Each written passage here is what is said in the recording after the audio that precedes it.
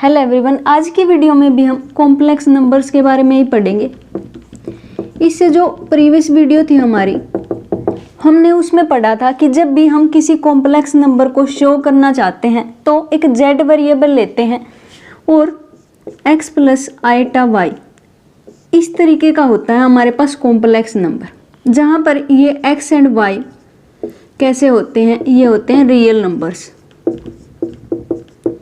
और ये जो i है इसको हम बोलते हैं आयोटा। और इससे प्रीवियस वीडियो में हमने सीखा था कि इसका कॉम्प्लेक्स कंजुगेट कैसे फाइंड आउट करते हैं, इसका मॉडुलस कैसे कैसे फाइंड आउट किया जा सकता है।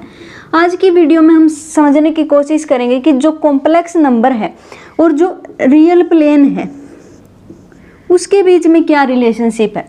अगर मैं बात करती हूँ कि ये कॉम्प्लेक्स नंबर है तो मैं इसको एक ऑर्डर पेयर की फॉर्म में शो कर सकती हूँ।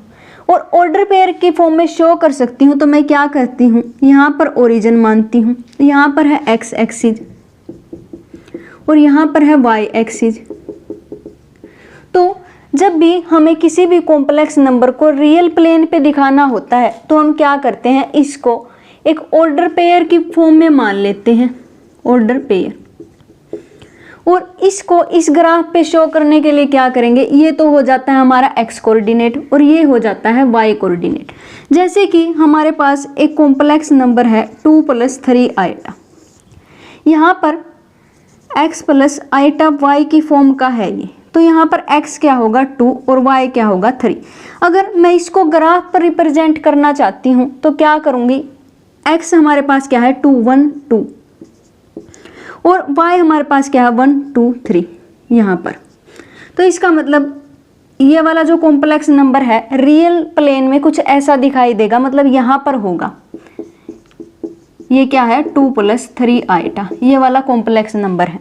तो हर कॉम्प्लेक्स नंबर के कोरस्पॉन्डिंग एक पॉइंट होता है रियल प्लेन में, और जिस प्लेन में हम इन कॉम्प्लेक्स नंबर को रिप्रेजेंट करते हैं उसको हम बोलते हैं कॉम्प्लेक्स प्लेन।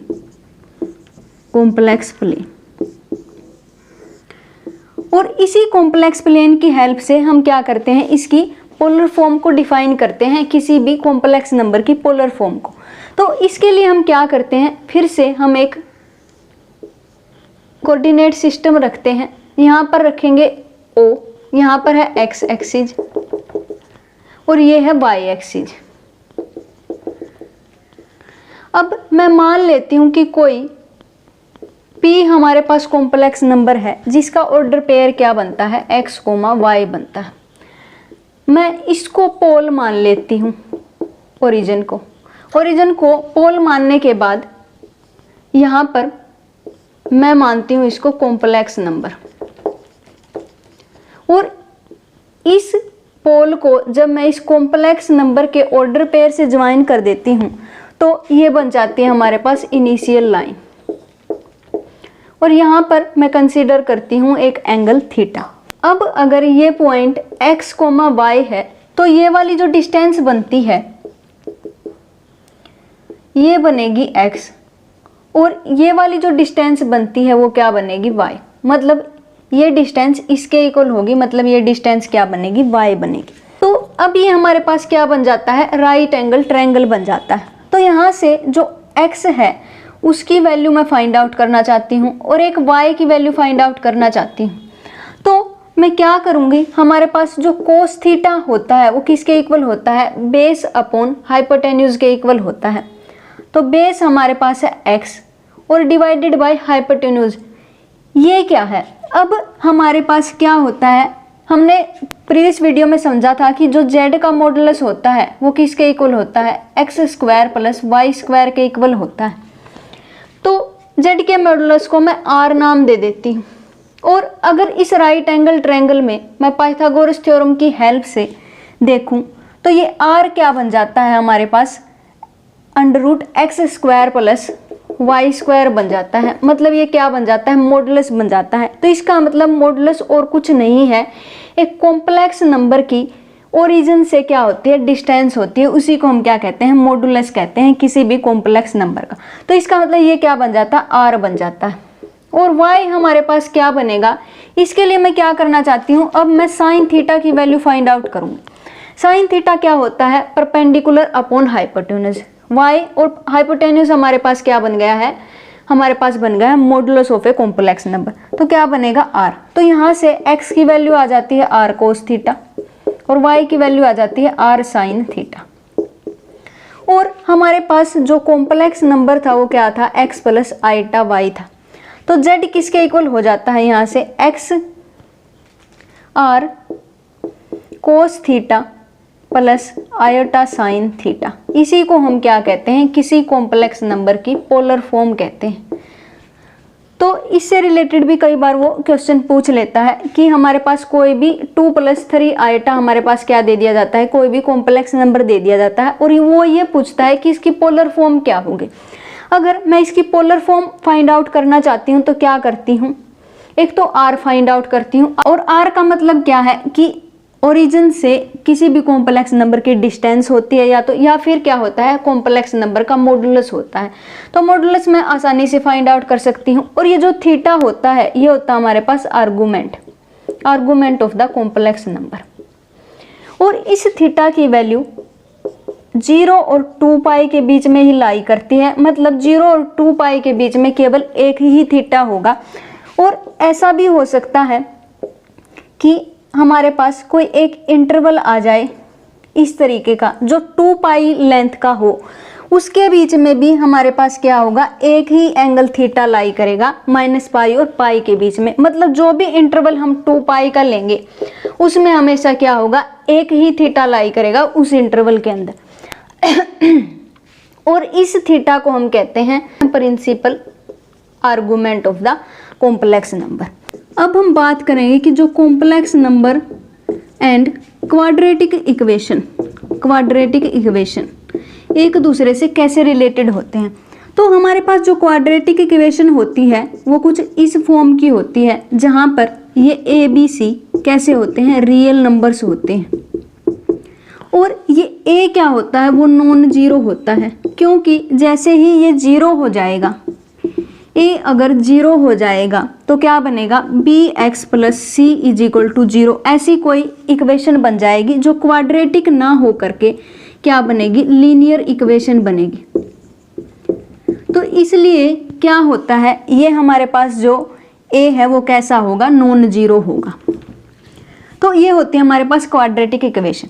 अब कॉम्प्लेक्स नंबर और क्वाड्रेटिक इक्वेशन का क्या रिलेशनशिप है, हम देखते हैं कि जब भी हम क्वाड्रेटिक इक्वेशन का रूट फाइंड आउट करते हैं तो क्या करते हैं, हम ये वैल्यू फाइंड आउट करते हैं b² - 4ac। इसको हम बोलते हैं डिस्क्रिमिनेंट।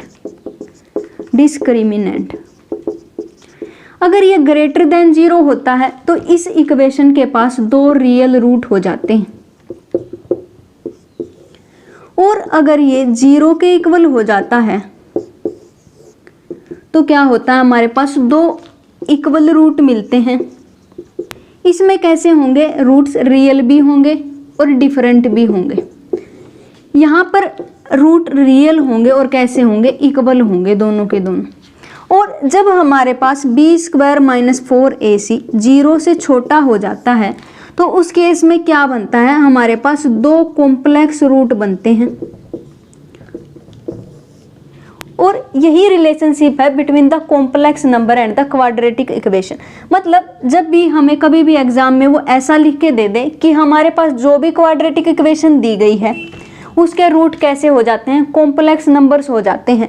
और कॉम्प्लेक्स नंबर होते ही हमें क्या ध्यान आना चाहिए कि b² - 4ac किससे लेस होगा, 0 से लेस होगा। ये कंडीशन याद आ जानी चाहिए, कई बार इस कंडीशन पे वो सवाल पूछ लेता है। तो अब हम एक एग्जाम्पल की हेल्प से समझेंगे। जैसे कि हमारे पास एक एग्जाम्पल है ये वाला, अगर मैं b² - 4ac फाइंड आउट करती हूँ तो क्या बनेगा, b² 1² - 4 × 2 × 1 1 - 8 - 7 बन जाएगा। तो इसके रूट कैसे बनेंगे, अब कॉम्प्लेक्स बनेंगे, क्योंकि b² - 4ac कैसा है, 0 से छोटा है। तो यहाँ से x की वैल्यू क्या बनेगी, -b + B square minus 4ac upon 2a, ये फॉर्मूला होता है रूट फाइंड आउट करने का। तो यहाँ से x माइनस बी क्या है -1 प्लस माइनस ये क्या बनेगा -7 डिवाइडेड बाय 2 इंटू 2 क्या बनेगा 4। तो यहाँ से इसके रूट क्या बन जाएंगे √7 आयोटा डिवाइडेड बाय 4। और जो कॉम्प्लेक्स रूट होते हैं वो कैसे होते हैं, पेयर में होते हैं। मतलब यहाँ पर क्या बनेंगे, 2 रूट बनेंगे और दूसरा रूट क्या बनेगा, मतलब एक दूसरे के क्या होते हैं, कॉम्प्लेक्स कंजुगेट होते हैं। इसका कॉम्प्लेक्स कंजुगेट क्या होगा, यहाँ पर पॉजिटिव की जगह क्या हो जाएगा, नेगेटिव हो जाएगा। और इसका कॉम्प्लेक्स कंजुगेट क्या बनेगा, यहाँ पर नेगेटिव की जगह पॉजिटिव हो जाएगा। तो ये एक दूसरे के क्या होते हैं, कॉम्प्लेक्स कंजुगेट होते हैं। मतलब अगर वो हमें ये बता दे कि हमारे पास एक क्वाड्रेटिक इक्वेशन है जिसके रूट कैसे हैं, कॉम्प्लेक्स हैं, और अगर वो एक रूट दे दे तो हम क्या कर सकते हैं, दूसरा रूट फाइंड आउट कर सकते हैं, क्योंकि दूसरा रूट क्या होगा, इसी का कॉम्प्लेक्स कंजुगेट होगा। और हमारे पास कोई भी क्वाड्रेटिक इक्वेशन होती है उसके पास कितने रूट होते हैं, हमेशा 2 रूट होते हैं। और जब भी हमारे पास क्यूबिक इक्वेशन होगी तो उसके पास कितने रूट होंगे, 3 रूट्स होंगे। मतलब अगर हमारे पास n डिग्री की इक्वेशन होती है तो उसके पास n ही रूट होते हैं।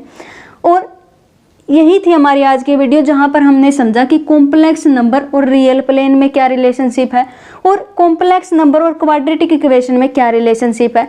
इसे नेक्स्ट वीडियो में हम लीनियर इनइक्वालिटीज़ के बारे में पढ़ेंगे। तब तक के लिए stay connected, have a nice day, thank you.